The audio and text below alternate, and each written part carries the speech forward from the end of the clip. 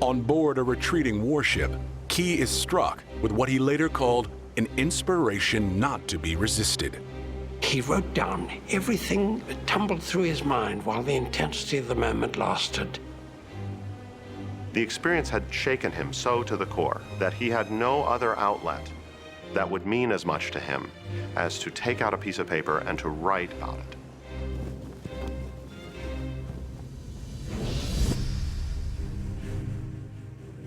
Freed by the British and safe in a Baltimore hotel room, Key drafts 4 stanzas. The first relives the uncertain moments before dawn and the battle itself. Key calls it the defense of Fort McHenry.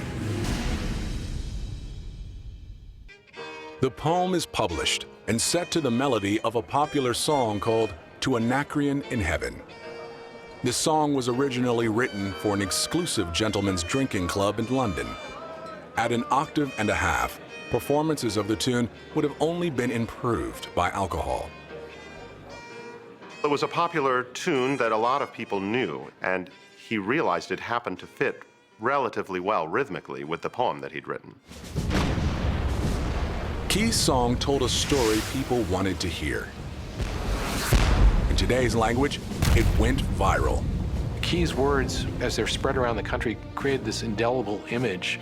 You know, not unlike what the picture of the Marines raising the flag at Iwo Jima, or the firefighters putting the flag up at World Trade Center after the 9/11 attack.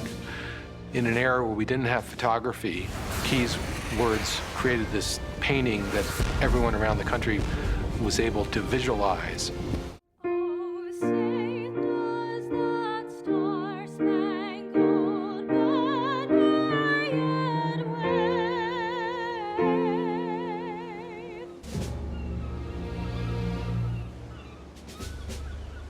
A surge of patriotic feeling follows the war. It's a breakout moment for the American flag. What Key really started was the transformation of the flag from a military utilitarian symbol to something that embodied new definitions of American identity and ideals. They have become this iconic symbol for this nation, this symbol that people are willing to fight and die for. The song catches on and never lets go. It's played at a sporting event for the first time in 1918. People were simply singing it so much that the government decided to make it the national anthem. More than a century after Key wrote it, in 1931, Congress officially makes the Star Spangled Banner the national anthem. It was never commissioned, and it was done by an amateur. And I think, what can be more American than that? Official status comes with a rule book. Hats off, hands over hearts. And in the military, a band must play it through to the end, no matter what. When Japanese planes first began bombing Pearl Harbor, Navy musicians were mid-song on the deck of the USS Arizona.